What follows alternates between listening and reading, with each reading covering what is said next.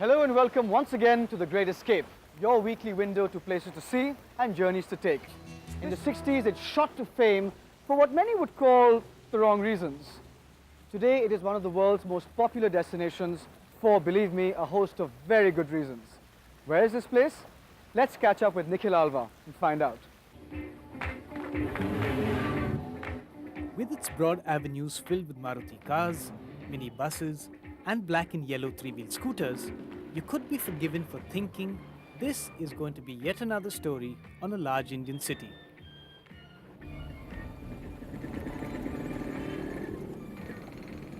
Actually, we aren't in India. We're in the Royal Kingdom of Nepal. Welcome to Kathmandu.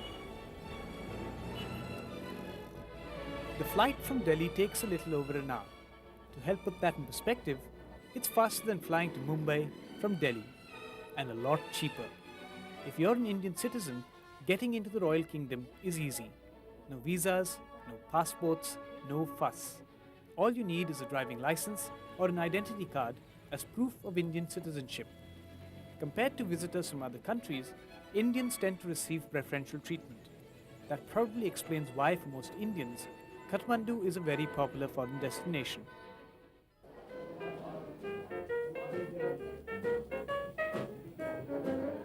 Well-heeled businessmen, honeymooning couples, and families on vacation. Indians come here quite literally in hordes. While there are hotels and guest houses catering to almost every taste and budget, the luxury hotels in Kathmandu are as good as the best anywhere in the world.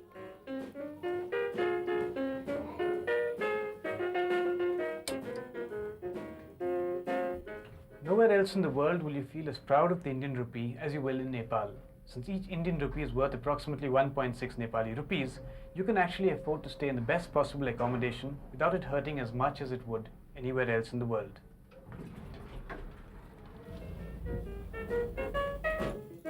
The temptation of living in style without having to burn a hole in your wallet is usually too much to resist, which is why I've checked into this fancy hotel.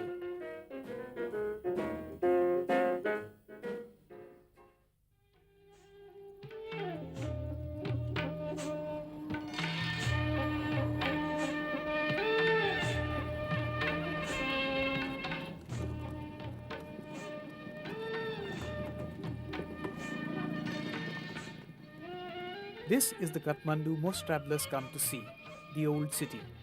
A maze of narrow alleys and numerous temples built around what's called the Darbar Square. It's in sharp contrast to the modern metropolis you'll encounter on your arrival in Kathmandu. Kathmandu, once known as Kantipur, has a history that dates back over 1,000 years. Although it rose to prominence under the Mallas, who built most of the temples you see today, Kathmandu has been controlled by many different dynasties, woven together by a common thread that is Hinduism. In fact, even today, Nepal is the only Hindu state in the world. Nepal is also where the Lord Buddha was born. And nowhere in Nepal is the harmony between Buddhism and Hinduism more apparent than in Kathmandu. Here, Buddhist shrines and Hindu temples stand side by side at virtually every street corner. In fact, they're so similar architecturally that it's virtually impossible to distinguish one from the other.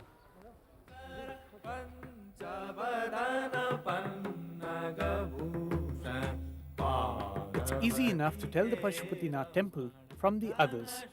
Hordes of devotees congregate here no matter what the day, time of year or season. Apart from the main temple, the complex contains a large number of smaller shrines and cremation ghats and makes for an interesting visit. It's considered to be one of the most sacred spots for Hindus, not just in Nepal, but in the world.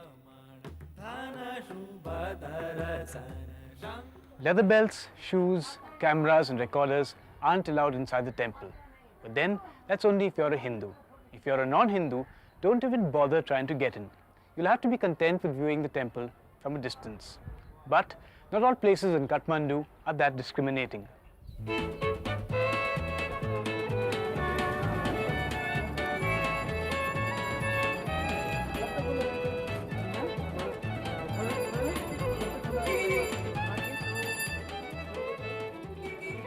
Freak Street is open to everyone, and the cliché caste, creed, color no bar holds true here. You'll find backpackers from Europe, curious tourists from America and Japan, and of course, Indians.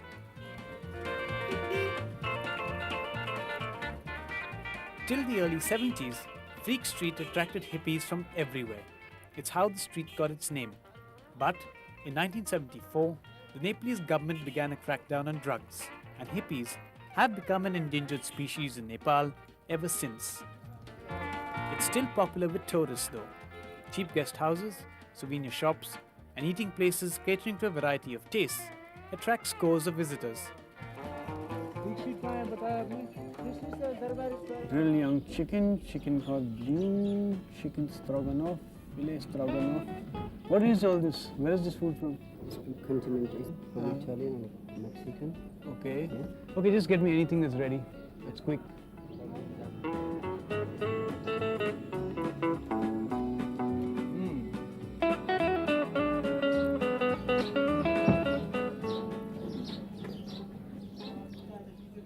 Nice.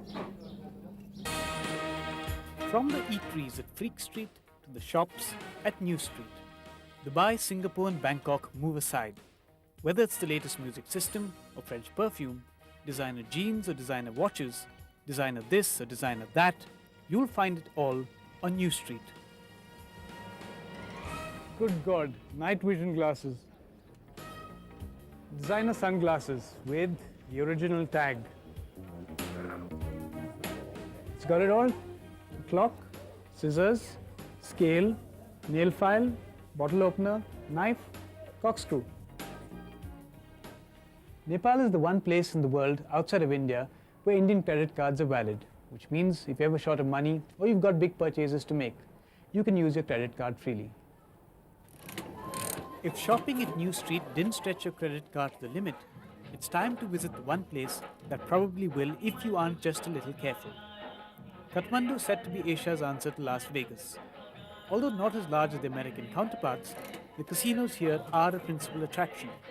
From slot machines to Russian roulette and card games like Flash, they say there's something for everyone.